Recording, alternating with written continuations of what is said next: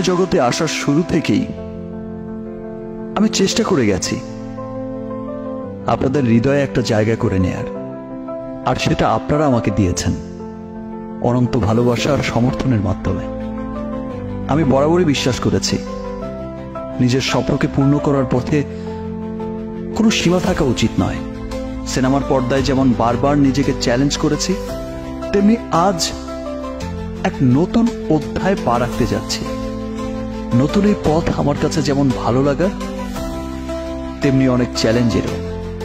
আমি বিশ্বাস করি এতদিন আপনারা আমাকে যেভাবে ভালোবেসে আগলে রেখেছেন, একইভাবে নতুন এই পথে আপনারা আমাকে সেভাবেই ভালোবেসে আগলে রাখবেন।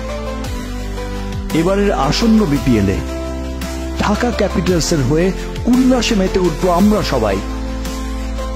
একসাথে চিৎকার করে বলবো, টুগেদার উই রাইজ। দেখা হবে বিপিএল এর মাঠে ঢাকা ক্যাপিটালসের সাথে।